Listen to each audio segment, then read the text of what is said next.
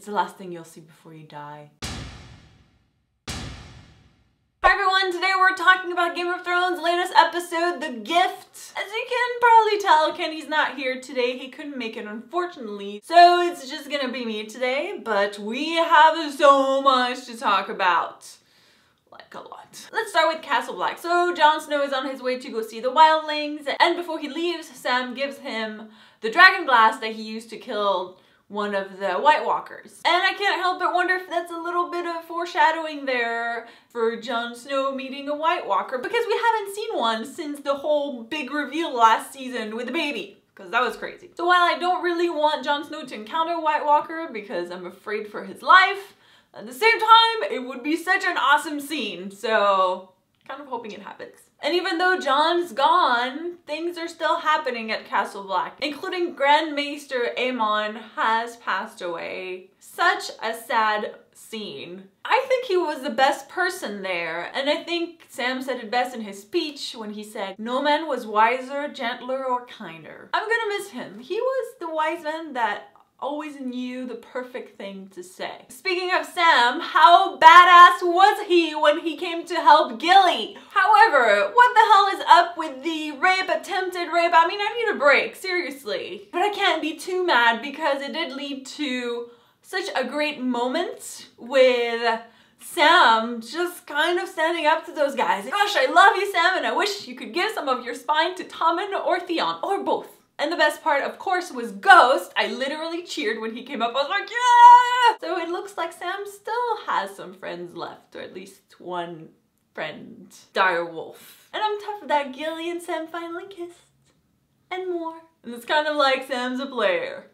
You gotta love him. Moving on to Sansa. So I guess Theon didn't help her after all. Not that we really expected him to, but you know, I still had hope. Not only did he not save her, apparently it's just been getting worse and worse. I mean, she literally has bruises on her arms and we're not even seeing the rest of her body. So yeah, Ramsay is just being Ramsay. I also think they did a fantastic job in setting up the scene between Sansa and Ramsay, because you know that she's asked Theon to light the candle for her, and you see Theon going to see Ramsay, but you're not sure at this point whether or not he ratted her out. Like, you're like, probably he did, but you're still hoping that she got through to him. And you get this scene that is so stressful where you're like, oh my god, did he say it? Did he not say it? Did he say it? Does Ramsay know? Does he not know? Does Ramsay know? Does he not know? I don't know. I can't tell. He's just creepy all the time. Which of course leads to the reveal that he did tell Ramsay about it. And the look on Sansa is like heartbreaking. I think even more heartbreaking than last week, because I think she still had hope that there were people that could help her, but the hope is gone because she's not getting out of her room now. And when that reveal happens, you're just like, F you, Reek. And I will not call you Theon anymore. Theon is gone. It's over. If he won't save Sansa, I think there's just no hope. That said, the good news is Sansa did grab that weapon and Ramsay didn't see it. So hopefully she can use it to do some damage, because no one's gonna come and get her unless Brienne has like some sort of sixth sense and she's like, I can feel that she needs help. I will go. In the meantime, Sansa, you can do it. You can do it. Just in the throat. In the throat. Stannis! I think this episode made it pretty clear that Stannis is all in at this point. Whether he wins or loses, he's gonna try. And I think we're probably gonna get the battle at Winterfell in episode 9, which is always the big episode for every season of Game of Thrones. And probably episode 10 will be kind of the aftermath of that. The other interesting thing that happened is that Melisandre wants him to kill his daughter. And I think Game of Thrones was really smart in showing us the scene between him and Sandrine in a previous episode to kind of show us that bond and how much he really loves her, so that when Melisandre asked him to do that in this episode, we're like, ooh, has she gone too far? Is he willing to sacrifice his daughter in order to win? And at this point, I don't know. I don't know that he will. It's certainly an interesting twist, and probably the first time that he questions Melisandre. Bronn and the Sand Snakes. So Bronn finally finished his song, and while Kenny was right that the blade was poisoned, he didn't die, even though he was teased a little bit. He was given the antidote, which I actually liked. I feel like there was no real reason to kill him. I mean, they wanted to get Marcella, but they don't really have a reason to just like go and kill random people like this. But they did make us wonder for a second because, you know, Game of Thrones is just ruthless and you're like, oh no, Bronn, oh no, oh thank God. Daenerys, Jorah, and Tyrion. Oh my God. Tyrion has finally met Daenerys. We've been waiting for this since the beginning of the season, literally. And the way they made it happen is just so great. Every episode, things happen that get in the way of Tyrion getting there, yet at the same time bring him closer to it. If this isn't fate, I don't know what is. I love that Jorah just ran out there when he saw that Daenerys was there and pretty much won the whole thing and didn't even kill one single person. Of course, Jorah had a gift for her and Tyrion was just ready to go. My name is Tyrion Lannister. Oh! Did you like literally mouth it with him? Because I did. I cannot wait to see where we go from here. As a side note, I wanted to mention that I thought Daenerys had allowed the pits to be open for free men to go fight if they wanted to. However, I'm sure she probably figured out that Jorah wasn't there of his own free will. So I'm wondering if she's gonna do anything about that. And going off of that, Daario kind of advised her to kill all the masters, and now we know that the masters are not really listening to what she's saying about freeing the slaves. Could she kind of take his advice? And in other news, Daario proposed to her. So that was kind of out of left field. But at the same time, if they did get married, that would be an awesome power couple. I think I'd kind of like that. Although I'm still hoping that she would eventually marry Jon Snow and then they would kind of rule everything. I mean, that would be kind of cool too. And let's go to King's Landing. So much happening. I'm not even sure where to start. So let's start with the Queen of Thorns going to see High Sparrow.